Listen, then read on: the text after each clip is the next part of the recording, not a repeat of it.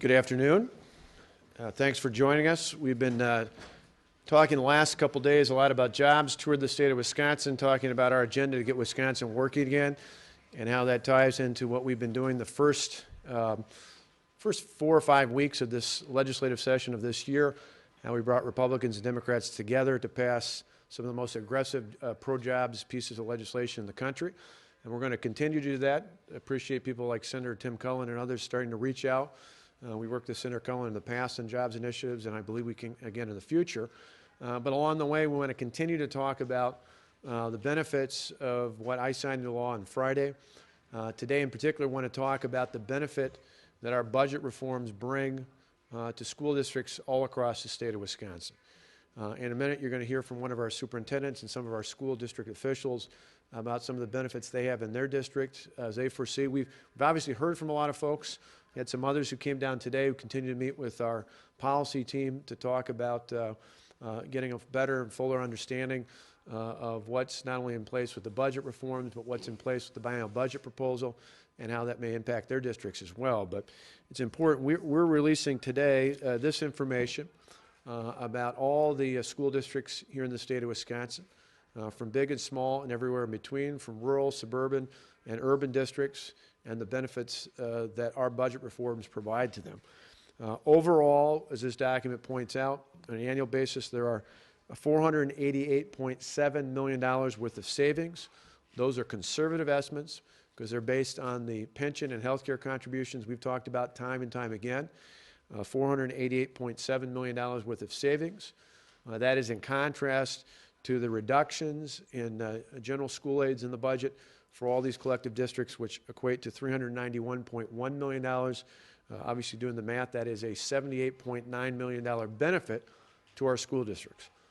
Now, I would stress, again, that number alone, it's on this sheet, the $78.9 million of net savings overall, is a conservative estimate. That means the overwhelming majority of our school districts benefit, and a handful are right on the margins do not, but that's just of those savings. That doesn't account for the additional savings that are afforded as a part of this budget reform bill. Again, we've talked a lot about a pension and a health care contribution, which this finally allows all of our school districts and our local governments, as well as the state government, to achieve throughout these reforms. But there are additional reforms that come from both the budget repair bill as well as the budget bill itself. One of the first reminders is that while we've talked about for state employees a 5.8 and a 12.6% contribution for health care and for health insurance premiums and for the basic pension retirement contribution, school districts are not locked into them now. If a school district wants more or less than where they're at, they have the ability to go up. In fact, it's important to remember that the average amount for middle-class taxpayers in the state of Wisconsin is 20%. What we're talking about as a target for state employees and what many of our school districts are now adopting is about half of what middle-class taxpayers in the state. That's important to remember. I was at a company yesterday where they pay 45%. They love to have a deal like what we're proposing at 12.6%, but we don't lock that in. We give school districts maximum flexibility. So whether it's 12.6, whether it's 15, or whether it's somewhere fluctuating in that area, in every case, they can accommodate and adjust what they offer at the local level to make sure they have maximum flexibility to preserve jobs and ultimately to protect the curriculum. That's really what this is all about in the classroom. In addition, the chart I mentioned, the savings on here do not account for the ability to go out and achieve savings through changing who provides their health insurance.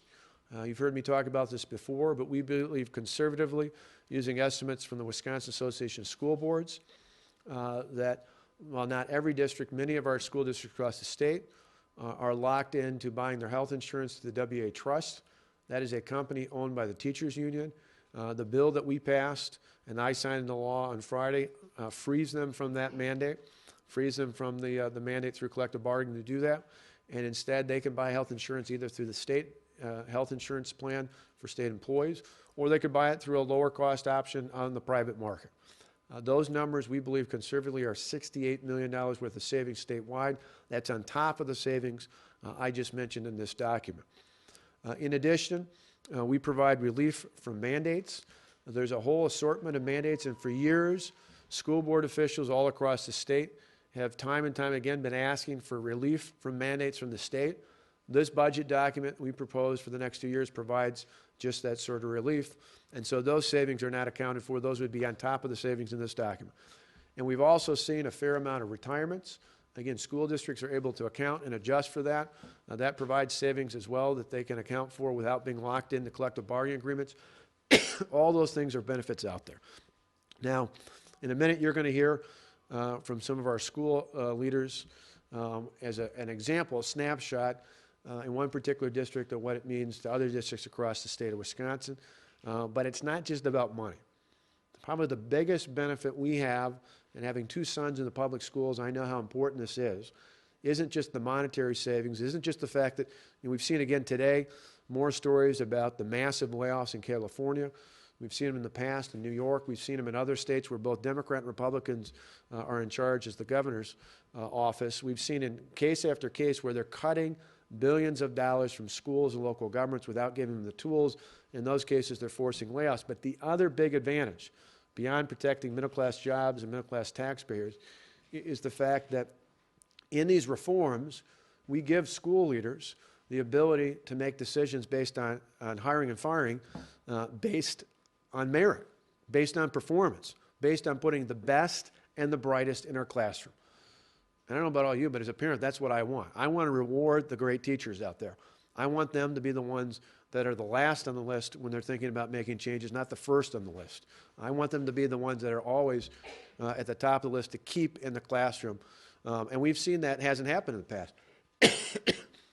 In Milwaukee, the Milwaukee Public Schools, which, by the way, under this plan, have a net benefit of $7.2 million, just like other school districts do. Madison, in fact, adopted some of the same savings we've called for in this reform bill, and they literally talked in today's newspaper about the fact that there's so much savings they might actually be able to lower their tax burden. I don't know that they'll do that, but they said they could be under the proposals they locked into place. And those are the same sorts of reforms we're talking about in our budget repair bill.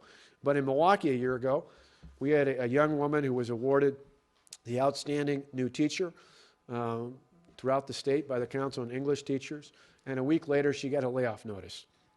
That's because under the previous collective bargaining agreements that were intact before our reform was signed into law, collective bargaining in many of these school districts mandated decisions on hiring and firing based on seniority and union contract, and not based on performance and merit. That's got to change. Those are things that will improve our schools and ultimately not only help our kids, but reward great teachers and great educators. Now I mentioned these things, I want to turn it over to Paul Kreutzer, who's the superintendent at the New Berlin School District, who's going to talk about his experience, and he's going to introduce some of his colleagues, fellow supporters of public education here in the state of Wisconsin. Paul? Thank you, Governor. Thank you. Hello, ladies and gentlemen. My name is Paul Kreutzer. I'm proud to be the superintendent of the School District of New Berlin. Today with us is John Kegel, our school board president, our school board vice president, David Maxey, and with us is our attorney, James Corum from Von Briesen and Roper. I want to thank the governor for taking time to meet with us today and on other occasions to speak about public policy for education. This bill and its content will allow us to actually retain our teaching positions. We actually want to take this opportunity to thank and acknowledge our professional teaching body at the School District of New Berlin. Folks, they're outstanding. And with this bill, we will not lose a single one of them. We will not be laying off a single employee for financial reasons in the fiscal year that we're about to encounter. That is drastically different than a year ago, where we were faced with laying off approximately 30 professional teaching staff. That is something we never would like to do. More importantly, what this bill does for us is it moves the focus from a teaching environment to a learning environment, where our outcome needs to be about what we need to have for our kids. What we need is highly skilled, collaborative teachers in front of children, and in decent numbers. And that's exactly what we're seeking to do here. We will begin working with our staff in the new year, and our fiscal year is July 1, but we'll begin even before that, working with staff to create education from the ground up. There's no bureaucracy in our way to collaborate together, to get education back into the hands of the educational professionals where we can decide and work on best practice for our students. We're excited about that. We're excited about increased planning time for our teachers to collaborate. We're excited about removing barriers to education. We all know that we need to do better in education, and we can. The end result is going to be our ownership, how we choose to move forward. Now, there's a lot of people out there that are concerned. We understand that. And what we're doing is we're working with people right now to discuss some possibilities. We've suggested a few items. Hey, could WRS be pre-tax instead of post-tax dollars? Softening the blow to the take-home pay of our staff.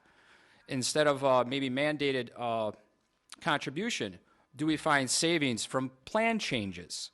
Why are we feeding a $20-some thousand plus health care program and asking an employee to pay for that portion out of their pocket when we might be able to revert to a $17,500 family health plan? And let me tell you, we acknowledge that is an expensive plan by today's standards. I appreciate your time in being here. We also have our colleagues here. I guess we're open for questions. You guys want to make a comment? Sure. Thank you. Appreciate the opportunity to speak, Governor Walker. I really don't have too much to add above and beyond. You've really covered quite a bit of it. Most important fact, I think for me as the president of the Board of Education, New Berlin, is this: we'll have the opportunity to be in a more competitive environment. We'll have the opportunity to take the best teachers that we have and make them even better. I foresee, although I know in the short run it's going to be a little bit tough for some of these guys, I appreciate that and I'm sensitive to that. But in the long run, I really believe we'll be paying teachers more, and we'll be paying teachers based on merit. And in the long run, of course, that will benefit the kids that they're in front of in their schools. So. No, I'm good. I just want to say thank you for giving us the tools to be able to reform education and balance our budgets at the same time. It's something we've needed for a long time. Right. Well, again, that's just a sampling. We've gotten a number of contacts over the last few weeks of school leaders as well as other local officials who've expressed their interest in what we're doing, their interest in moving forward. This is a sample of that, but obviously in times like this, there's a lot of intensity, and so it takes some brave souls to step forward and say this is good ultimately for our children, and this is good for our teachers, and this is really what this is all about. This is a discussion we've had. It's good for protecting middle-class jobs and protecting middle-class taxpayers. It's good for our students and our schools, and it's ultimately good for our teachers because we're going to allow the best and the brightest continue to be in the classroom, and we're giving our schools the tools they need, not only now, but in the years to come to make sure they can protect those jobs and keep people in the classroom. Sure. President Walker, can you address Superintendent of Public Schools yesterday talked about how school districts are used to an increase in their revenue limits since revenue limits have been imposed. They've never been negative. Right. So your numbers refer to a decrease from 0 point, but most of these school districts have been experiencing an increase year after year. Can you and the superintendent address that sort of inflationary increase and why are we talking about 0 to negative 5.5% and not a 3%, which is what they would have gotten with the current law, to a negative 5%? Right. If you look at, but again, under the savings we give here, the net impact of the $78 million, $78.9 million I mentioned here, it accounts for not only the savings generated by just the very conservative estimates for the pension and health care contributions. It then takes into account what the general aid reductions are, but it also accounts for the fact that throughout that process there is actually a negative per pupil amount, which you have to make that change, because if you don't, what happens is you just pass that out in the terms of higher property taxes. Again, this is one of the many components about our reforms that make us unique to nearly every other state across the country. The one thing we're in common with is all but literally 5 other states, in my knowledge, have major budget deficits. All the rest of those, the 44 other states approximately that are facing deficits, are all cutting billions of dollars from local government, including billions of dollars from schools. In those states, one of two things is happening. Either they pass it on to the schools by massive layoffs, or they pass it off in the schools, which then pass it off to the local property taxpayers in the form of much higher property taxes, massive property tax increases. Or in many of these states, they're doing both. What we're doing here is by taking the savings, which exceed the reductions, reducing the amount that can be levied per student, or the revenue amounts per student. That keeps your property taxes under check, under control. We're still giving a net benefit to those school districts in terms of additional dollars. Can you just address because that's if you base it off of 0%, but since districts have been expecting over the years. Well, you're right, to but that's precise, well, but again, that's where, that's also districts have been relying on it in the past. When inflation has been going up by 3-4%, the CPI is flat. If you look at, again, people watching at home, listening to this right now would tell you, anybody who's got Social Security knows that they haven't had a cost of living adjustment because the consumer price index hasn't gone up. So I think it's reasonable anywhere in society that we're not basing it on projected increases, we're basing it on a zero-sum basis to begin with and then going from there, because that's where society is at. Governor, Mount Horeb, for instance, has been making some very significant cuts in the last few years. How do you feel your proposal affects them, that they've already tried to implement a lot of austerity? Well, again, we're trying to give them additional tools to do this. People forget as though this is a new entity. 2 years ago, Governor Jim Doyle cut hundreds of millions of dollars from public education. You guys know it because we were talking about layoffs. Jim Doyle and the Democrats in control of the Assembly and the Senate cut millions, hundreds of millions of dollars from public education. And in turn, they gave them no tools to act on. That's why you had, not in New Berlin, that's why Milwaukee was dealing with that. And it wasn't until a little bit that got backed off when the federal government gave one-time stimulus aid. But again, that's precisely why we're in the trouble we're in today. The additional amount they didn't cut back then was because they plugged it in with one-time federal stimulus aid. They pushed it off and made the problem worse for the future. Well, the future's now. We've got to deal with it now. And so we're balancing this budget in a way that doesn't make it more difficult for our children in the years to come. We're making a commitment to the future so our kids don't face even more dire consequences of what we face now.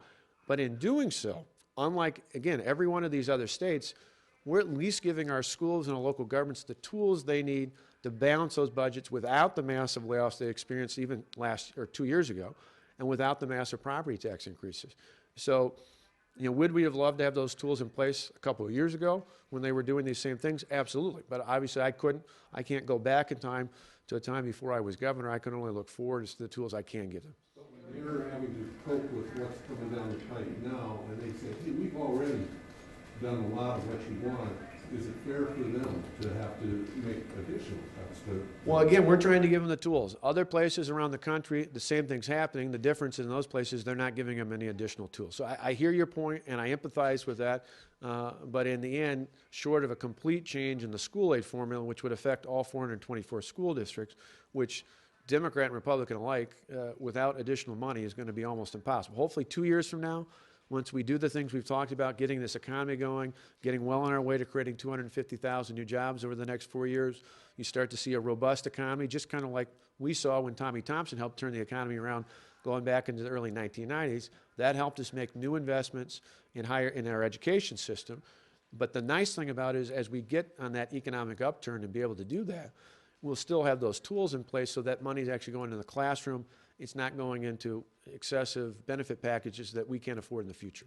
You raised the idea of the Milwaukee Public Schools. I know that's not specifically affected by this in terms of any kind of specific reform, but you have talked about that in the past. Where's that at? Are you still working on anything for Milwaukee Public Schools? Well, in this case, one of the best things we can do for Superintendent Thornton, Dr. Thornton, is to give him, again, tools, and I go beyond the fiscal tools. The Milwaukee Public School System will be a net winner of $7.2 million under this proposal. So right off the bat, they get those savings that exceed the reductions in state aid. More importantly, though, what we give the superintendent there is the ability, just like we do in all the other school districts, the ability to put the best and the brightest. When you think about the MPS, there are schools that excel. Some of the English, or the language immersion schools, the Montessori schools, some of the others that do exceptionally well, we need to replicate those and repeat them over and over again. Unfortunately, some of the other schools, individual schools within the MPS system, are failing.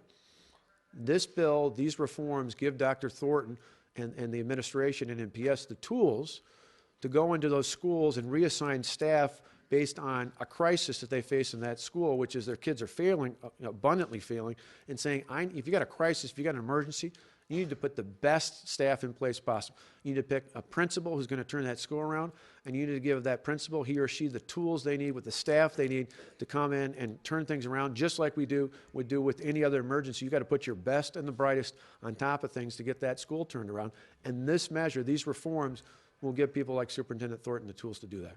Governor Walker, how was the building commission meeting closed today? It was not. It's 100% open, like every other building commission's meeting's been held by every governor I know of in the past. It was in this structure. We had standing room only. We can't put more people in than there's space to stand and sit around in. But the meetings were completely open, just like they have been in the past. Is it your expectation that under your education plan, there will be no teacher layoffs? Will any district have to lay off a teacher? Our expectation is no massive layoffs, obviously down to a person here or there. I think the superintendent alluded to that. If there's a change they're making, particularly a change they're making based on performance or basing on a curriculum change or things of that nature, obviously school districts have the flexibility to do that. But what you're not going to see in Wisconsin is what you're seeing in other states, which are massive, large-scale layoffs across the board, school district by school district, because we give school districts the tools that they need. The only way that that happens is if school districts have locked in contracts that don't give them any sort of flexibility. Those are the places where they face challenges. But again, it's not because we haven't given them the tools, it's because they've failed to live up and take those tools. Can you explain simply how we're seeing commercials, people at home are seeing commercials about you slashing $900 million from education, and we're hearing some school board presidents say we're going to be closing schools and all the rest of that. Can you kind of simply explain to people who don't understand how you could be cutting $900 million Sure. and then here you're saying... A classic example of this. What they're looking at is only these numbers in yellow, which are the cuts. They're not looking at any of the savings. If we did this in our own life, it would be like saying you're getting 5% less revenue, but ignoring the fact that your car payment just went away. I mean, that's the distinction there. They're looking at all the reductions in state aid, which I understand, because again, everywhere else across the country, that's what they're doing. The difference is, which is unique, and unfortunately for some of our detractors, I think hard for them to understand, is we're actually giving the tools, which is why you've got superintendents who've actually looked at the numbers saying, you know what, not just these tools, but the additional tools we give are more than enough for us to control our own destiny, to avoid massive layoffs. They've had layoffs in the past. They're not going to need to under this bill. And for anyone who suggests that, they're ignoring the savings that are inherent in the budget reforms I signed into law on Friday. Sure. You were saying about MPS that you've given the superintendent the tools. Why didn't you invite him to join you today? He didn't contact me. We have a superintendent who contacted me who said he was excited about the tools that were here. We wanted to give an example. This wasn't a meeting of superintendents. I talked in this room days before I introduced the budget repair bill to the Wisconsin Association of School Boards, to the association that represents the administrators of the state. So I have been briefing them long before the bill was actually introduced. So that's not a matter of picking and choosing. It's a matter of the fact that you've got a superintendent here who said, yeah, I'll stand up and talk about this because we like what we see. You hear a lot of other superintendents who say that, who don't want to say that publicly because they get a lot of pressure. And I understand that. We've seen the pressure. We've experienced that. We've seen the threats. We've seen the attacks. We've seen all the other things. But again, the facts will set you free. The facts are clear, and the facts clearly show that there are more savings for school districts all across the state than there are net reductions. We have time for one more. The Madison School District was able to achieve these savings you're talking about without getting rid of their collective bargaining process, basically through the collective bargaining process. So why was it necessary to get rid of the collective bargaining process for all Well, I would contend a month ago there's no way they would have got those savings. So had we not introduced this bill, there's no way they would have got those savings. It just wouldn't have happened. You didn't hear any school district in the state talking about it. The ones who've been fortunate enough to get that are just that. They're fortunate because in the weeks leading up to the vote last week, nearly every other school district, city council, county board, technical school district that passed contracts with no new pension or health care contributions. So the facts speak louder than words. The rhetoric does not match the record. And the record was up until the time we passed this, local unions were pushing through contracts that did not have pension or health care contributions. The more important point is the reason we're facing a $3.6 billion deficit is because leaders in the past failed to tell the truth, failed to identify our challenges, failed to fess up to the problems we face financially in this state, just like nearly every other state in the country. And the fact is, last budget, 2 years ago, Governor Doyle and the legislative majorities at that time saw fit to balance or attempt to balance a budget with several $1 billion of one-time federal stimulus aid. Let us not forget why we're here. One of the major reasons why we're here is they used one-time money to plug an ongoing hole. We had to come back and fix that in order to ensure that not just 2 years, 4 years, 6 years, many years down the road when my kids and in the adult generation and others' grandkids are out there, that we don't pass on an even bigger hole. You've got to give local governments the tools that school board members and superintendents and mayors and others need to make those changes permanent. Because in Madison, those terms expire when the contract expires, and then they got to hope they can do it all over again. Now, hopefully that will, but now, hopefully that would have. They won't have to worry about that because when the contract's up in Madison, they now have the law on their side. The law is on the side of middle-class taxpayers who said enough is enough. In the past, they paid for more big government by passing on higher and higher property tax bills to the middle class that it says enough is enough. We need someone to stand up and champion it for us, and that's exactly what we've done. Thanks for your time.